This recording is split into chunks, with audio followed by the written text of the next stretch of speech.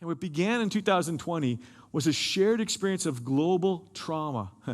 And trauma, here's what I want you to understand from a psychological and spiritual perspective, trauma always takes a toll. And I'm going to try to explain that in the best way that I can today, and I want that to be something that you understand because you've heard that word before. And possibly, you're like many who don't think it's happened to you, but I want to posit, I want to put forth that we have all lived through both personal and global and national trauma. And it takes a toll. Now, how does it take a toll? That's what I want you to understand. And the simplest way I can say it is trauma is an emotional response to a terrible set of circumstances or event. And typically we think of trauma, we think of things like maybe rape or incest. And those are. But so many things qualify whenever it takes an emotional response to it that takes so much out of you. It just takes so much out of you that you feel it kind of even leaving from your soul and your body. When you've got to fight sickness, there's a trauma effect. It takes from you emotionally. I'll let you know that personally. I'm back on some painkillers. I've got 2 loose discs, 2 herniated discs. Apparently there's a little phrase in the doctor's office. Once you have herniated discs, you're always going to have herniated discs. It comes up out of nowhere. It's pain 24 hours a day. I get very little relief. Now, it's not a 9 or 10 or even an 8. It's like a 2, 3, 4, 5, depending upon the day. Today, it's about a 3 or 4. It's just there. It reminds me. But it takes an emotional response to sometimes to get up. It takes an emotional response to actually, I can't even put my pants on or my socks on real well without being in pain. You have you have relationship tension with your spouse. It always takes something from you emotionally. You're trying to parent. You're going through all this stuff of normal teenager stuff with your kids and the back talk and this, and you're trying to train. It takes an emotional. There's an aspect of trauma. Trauma is anything where all of a sudden kind of a tragic event. It can be all the bad stuff. It can be all the little things all put together. It takes an emotional response. And then you throw in 2020. Of CPR, COVID, political polarization, and racial tensions that we all saw and witnessed and have been impacted by. And one expert says it this way: millions have endured a year of grief and anxiety. Don't minimize the isolation and rolling, in other words, ongoing trauma. Some will recover, but for many others, it will be punishing over the years. This is so wise. This is so true, and I'll get to that in a second. Because as hard as the initial trauma is, resilience, you got to deal with the issue. People rise up. They rise to the occasion. It is the aftermath that actually destroys people. It's the aftermath that destroys people. She's the head of the Trauma Stewardship Institute, Laura von Dernoot-Lipsky. And what we don't realize is all the energy it took to deal with all of this stuff, it usually destroys people long afterwards, or a couple of years afterwards, or months afterwards. Why? Because your tanks are depleted. Now, when I say that, give me an indication you understand what I'm talking about. Everybody here understand? Raise your hands. Do you all know when I say what it feels like to emotionally, you're numb, you feel like your tank has been depleted, emotionally, spiritually? Raise your hands. Let me know you understand this. Everybody here, raise. If you don't, I want to explain. But okay, most of you understand. Well, you got nothing left in the tank.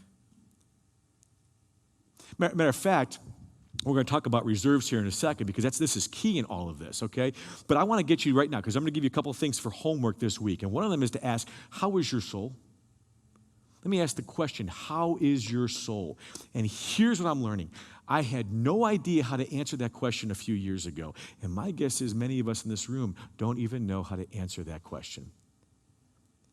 There's lots of reasons for it, including the way we have over time discipled our people in the Western church.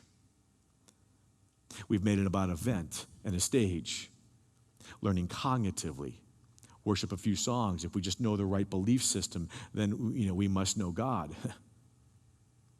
Part of it's that. But as we're going to see throughout this series, it's so much more than that.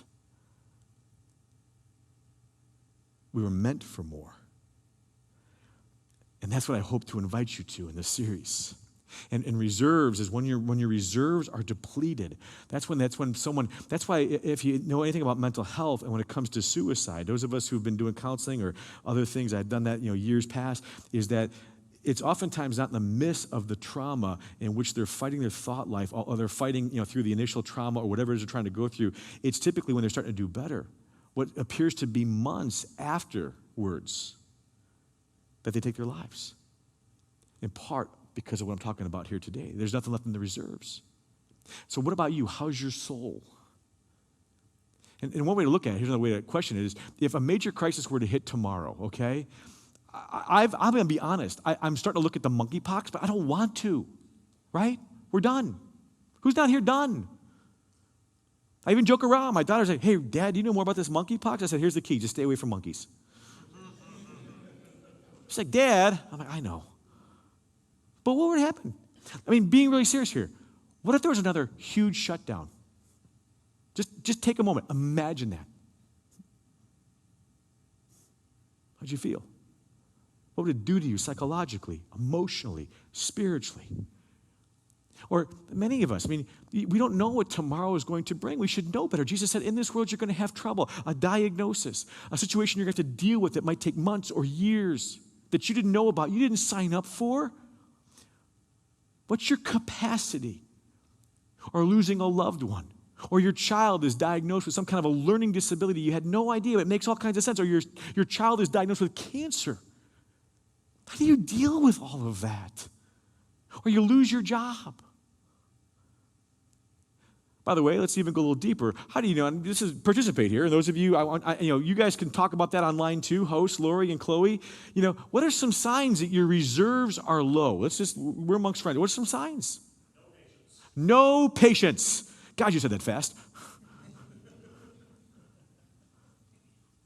I get short with people.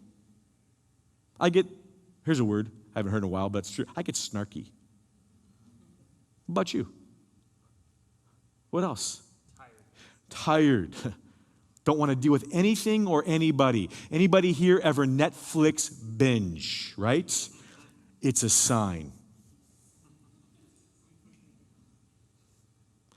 How many here food comfort? Would you please raise your hands as we all admit, right? Reserves are low. Happens to me quite a bit. What are anybody else? Depression, absolutely. I'm thankful for the younger generations that are beginning to be real about these things, and we need to be more real about them in the church as well. You can be a follower of Jesus Christ, a passionate follower of Jesus Christ, and still suffer from anxiety and depression. You don't believe me? Read Jeremiah. Don't believe me? Read the Psalms.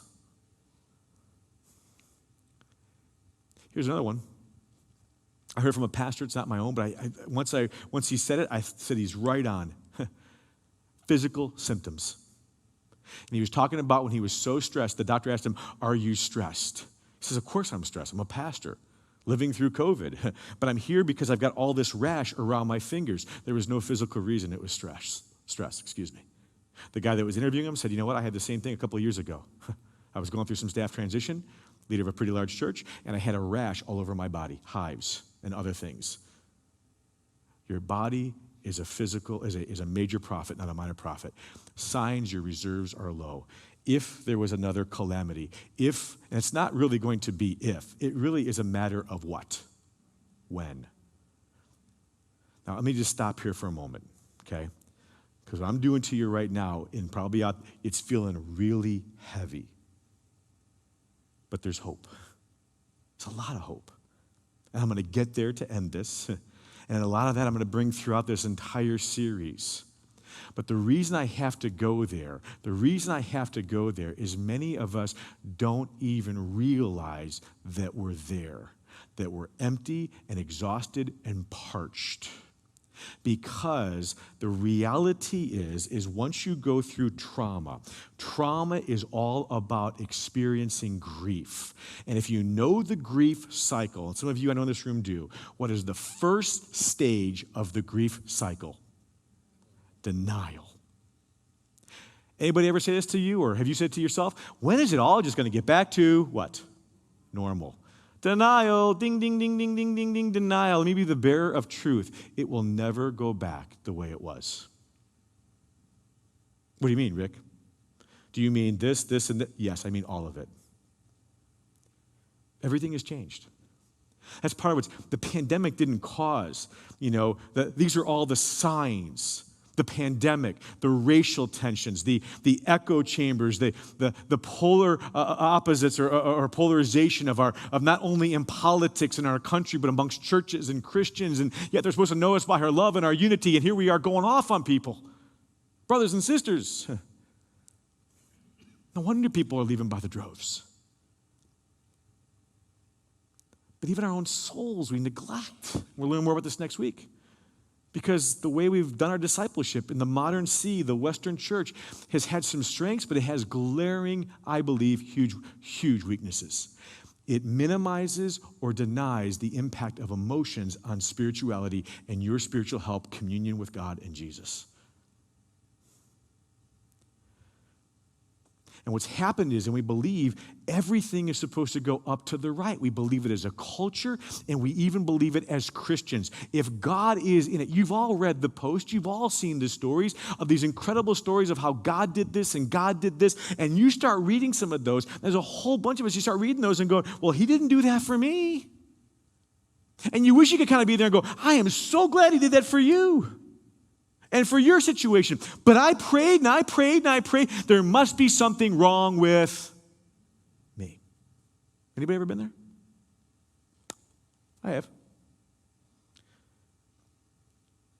Because there's nothing in the tank.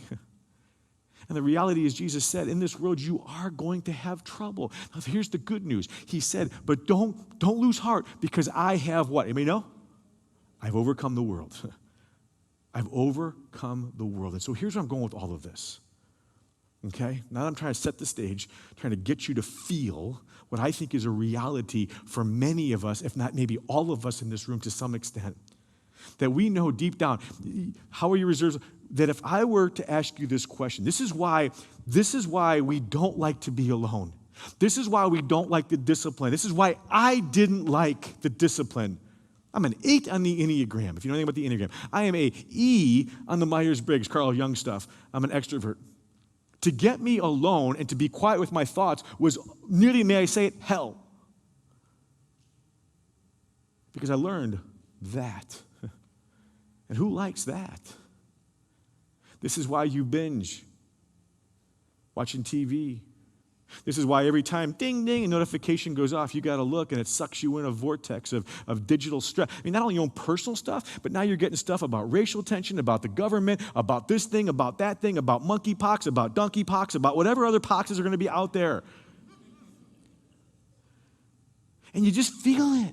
And every time you allow it to come in, it weighs you down, it's burdensome. And I'm not saying be detached from reality. I'm not posing for that. What I'm going to say is this, is I am beginning to learn more and more and appreciate the early desert fathers and monastic living.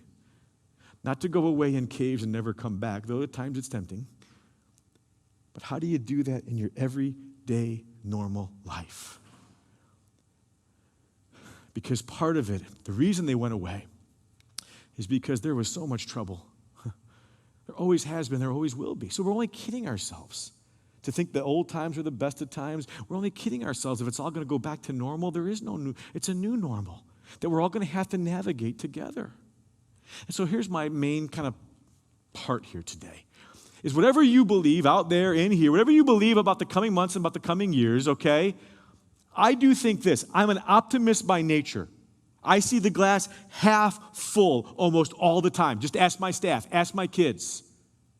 I think it's going to get worse. So whatever you believe about the coming months and years, I think we would all agree, though, whether you're a newer Christian, not even a Christian, whether long-term Christian, that greater resiliency, a greater resilience, okay, of the heart and soul would be a very good thing to build into our souls right now. Anybody here agree? It is for me.